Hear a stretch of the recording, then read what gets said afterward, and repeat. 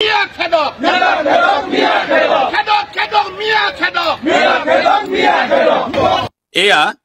অসমৰ কোনোবা এখন জিলাৰ ৰাজপথৰ দৃশ্য, য'ত একাংশ ব্যক্তিয়ে এটা জাতিক উদ্দেশ্য কৰি এইদৰে শ্লোগান দি ৰাজপথ কপাব বিচাৰিছে।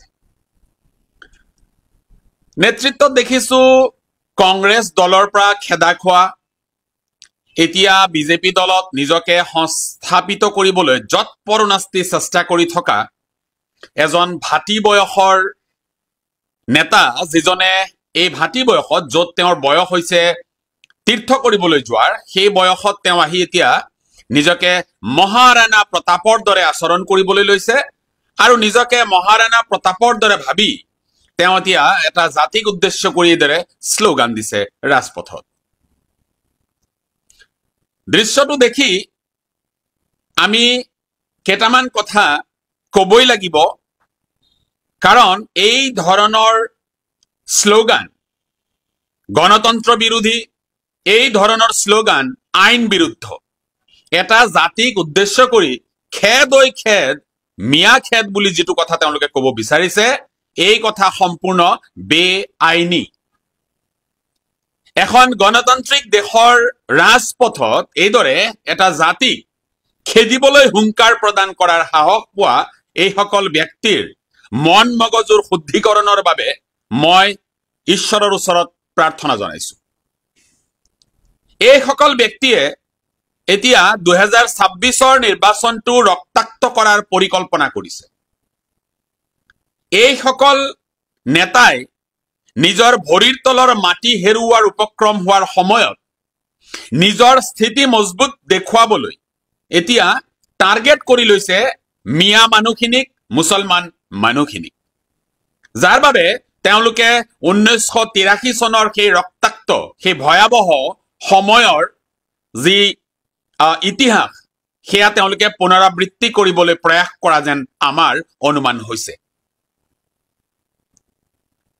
এইসকলক মই সোঁৱৰাই দিব বিচাৰিছো, সকীয়াই দিব বিচাৰিছো যে 1983 চনৰ সেই ৰক্তাক্ত আন্দোলনৰ সেই ৰক্তাক্ত ইতিহাস মিয়া মানুহখিনিয়েও বা এই সংখ্যালঘু মুছলমান মানুহখিনিয়েও পাহৰি যোৱা নাই।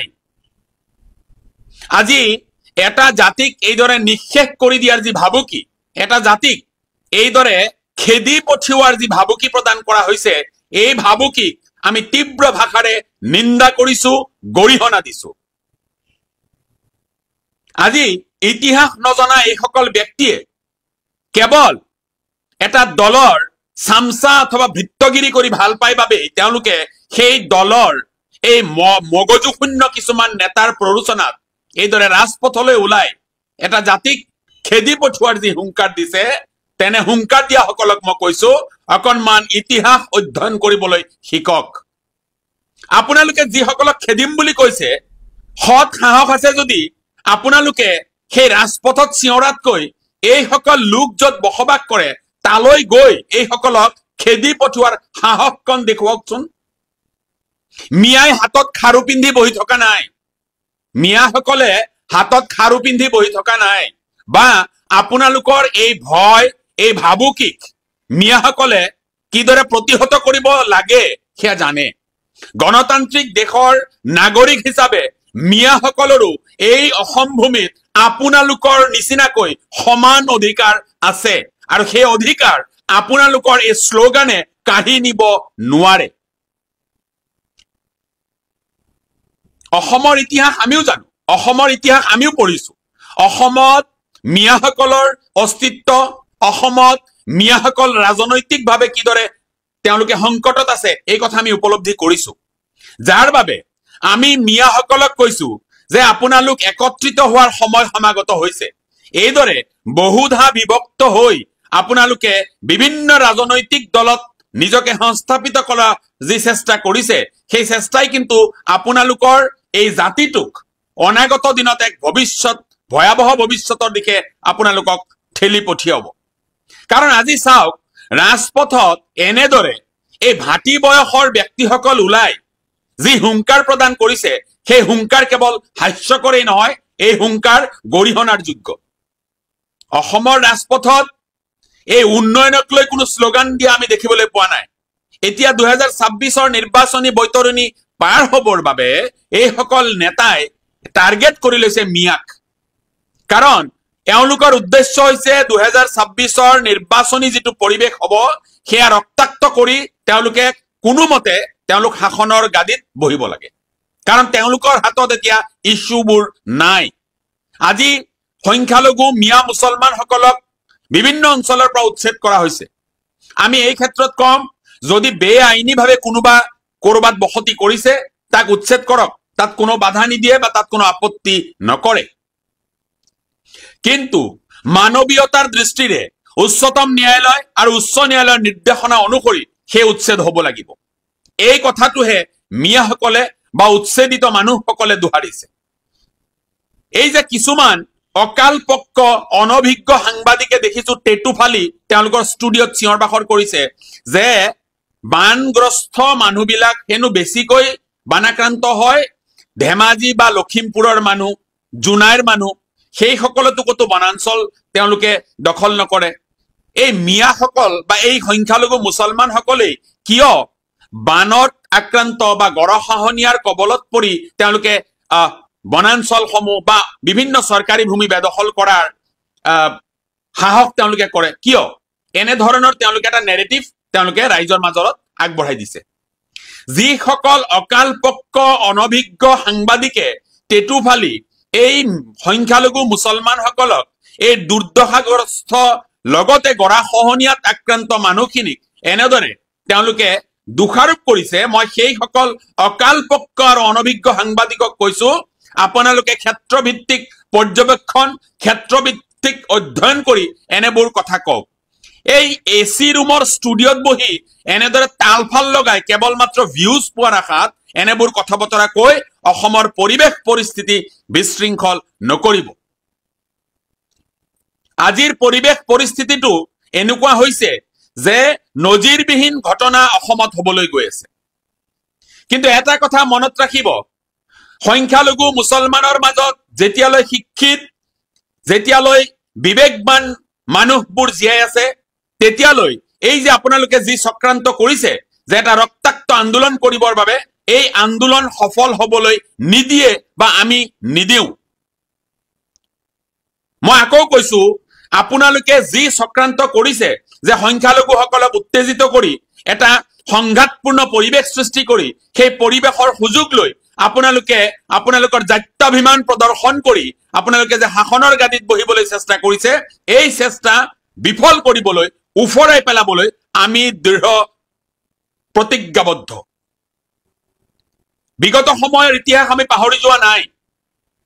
আজি আপোনালোকে কাৰোবাক খেদিব যাব আৰু সেই খেদিবলৈ যোৱা মানুহখিনি আপোনালোকৰ ভয়ত পলাই যাব, এই যে ধাৰণাটো আপোনালোকে লৈছে, এইটো এটা ভুল ধাৰণা আৰু আপোনালোকৰ ভ্ৰম দেখিছে বাবে আপোনালোকে এনেবোৰ কথা বতৰা কৈ আস্ফালন কৰিছে। আজি দেখিছো বহু খাৰু পিন্ধা, দেহত বৃহৎ বৃহৎ টেটু আঁকি লৈ চোলাৰ বুটাম খুলি তেওঁলোকে ভাবুকি দিছে যে এইবাৰ লোকপিয়লত যদি সংখ্যালঘু মুছলমানসকলে বাংলা ভাষা লিখে তেওঁলোকৰ পিঠি ফালি দিয়া হ'ব।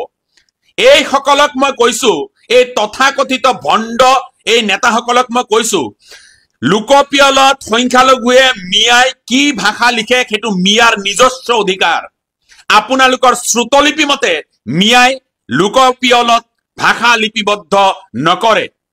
আজি ভাষাক লৈ যি বিতৰ্ক হৈছে, সেই বিতৰ্কত আপোনালোকক সোঁৱৰাই দিব বিচাৰিছো যে অসম ভূমিত অসমীয়া ভাষা ৰক্ষাৰ স্বাৰ্থত যি আন্দোলন হৈছিল, সেই ভাষা আন্দোলন, সেই মাধ্যম আন্দোলনত যি কেইগৰাকী ব্যক্তি শ্বহীদ হৈছিল, তাৰে 12 গৰাকীকৈ এই সংখ্যালঘু মিয়া সম্প্ৰদায়ৰ মানুহো আছে।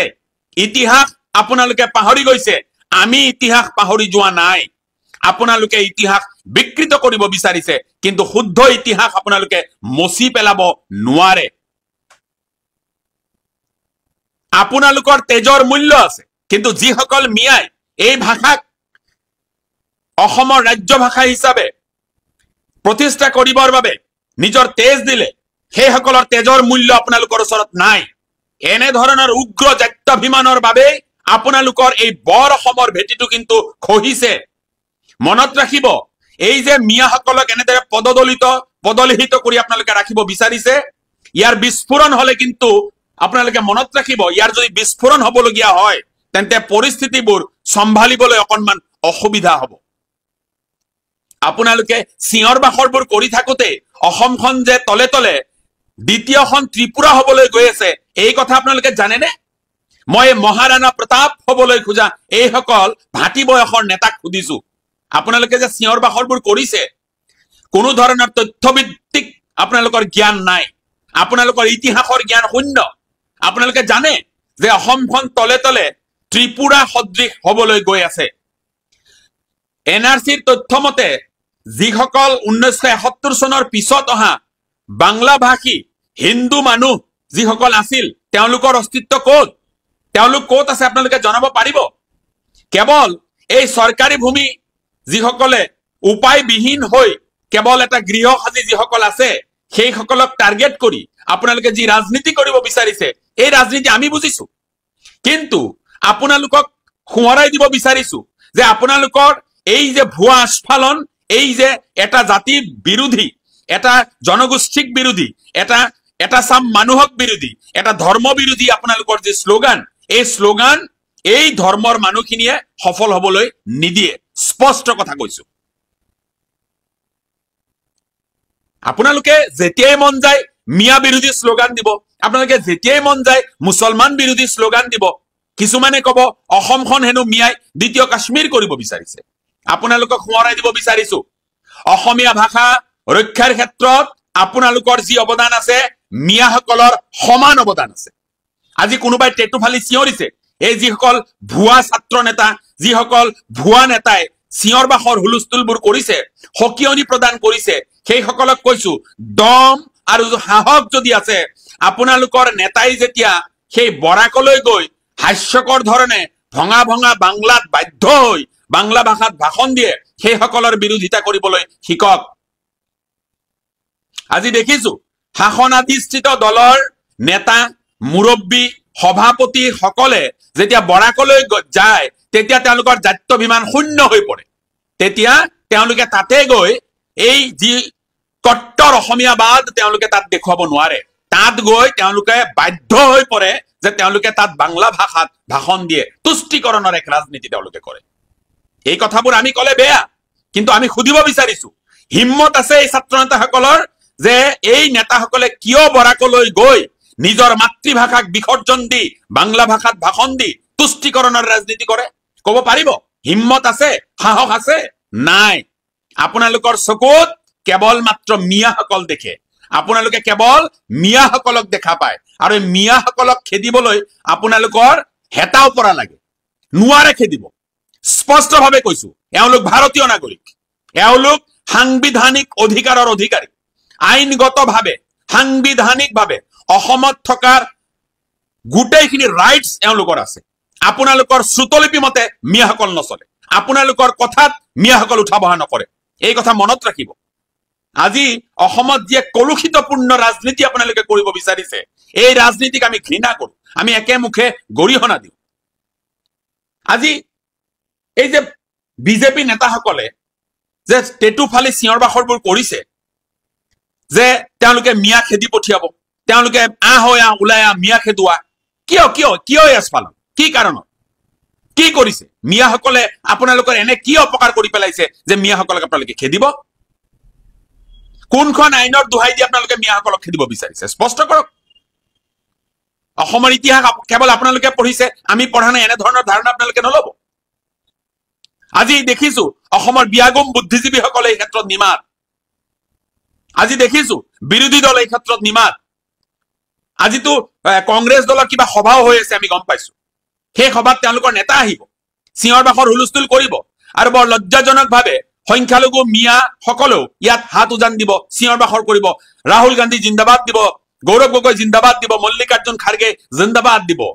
মই সেইসকল প্ৰভুভক্ত সেই সংখ্যালঘু মুছলমান সকলক সুধিছো, কাৰোবাৰে সৎ সাহস হবনে ষ্টেজত থিয় হৈ ৰাহুল গান্ধী, মল্লিকাৰ্জুন খাৰ্গে, গৌৰৱ গগৈক এই মিয়াসকল এই সংখ্যালঘু মুছলমানৰ বাবে তেওঁলোকে কি কৰিব কি কৰিছে তাৰ প্ৰশ্ন কৰিবলৈ নোৱাৰে আমি ৰাজনৈতিকভাৱে এটা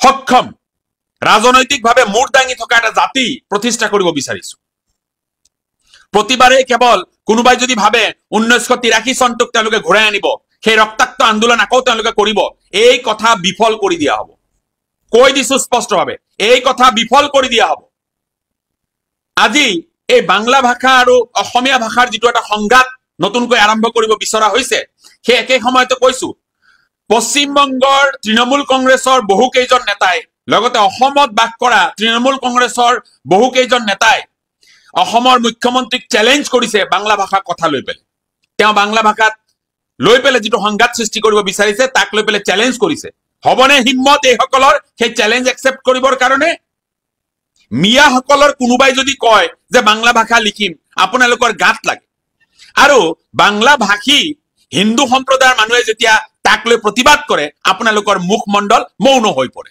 এই আপোনালোকৰ ডাবল ষ্টেণ্ডাৰ্ড এই হৈ গল আপোনালোকৰ ডাবল ষ্টেণ্ডাৰ্ড মিয়া সকল আপোনালোকৰ ভৃত্য নহয় মিয়া সকল আপোনালোকৰ গোলাম নহয় যে আপোনালোকৰ সুতলিপি মতে মিয়া সকল সংখ্যালঘু মুছলমান সকল চিৰদিন চলিব এই যদি ধাৰণা আপোনালোকে লৈছে এয়া ভ্ৰান্ত ধাৰণা এয়া ভুল ধাৰণা মই আকৌ কৈছো মিয়া সকলে খাৰু পিন্ধি বহি থকা নাই আপোনালোকৰ ভয় ভাবুকিক মিয়া সকলে কেৰেপ নকৰে আইনগতভাৱে যুদ্ধ কৰাৰ আইনগতভাৱে এটা আন্দোলনত নমাৰ অধিকাৰ মিয়া সকলৰ আছে আৰু মিয়া সকলে জানে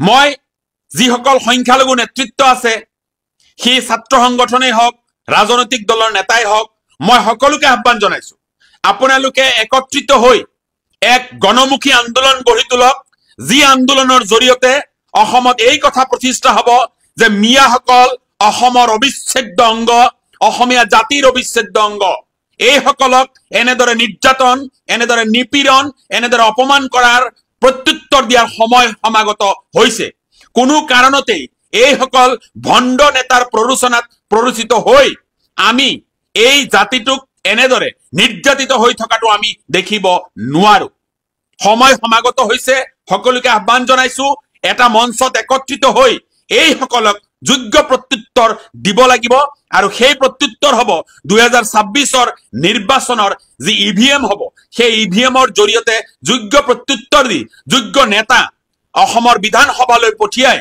আপোনালোকে আপোনালোকৰ জাতিৰ সুৰক্ষা সুনিশ্চিত কৰিব লাগিব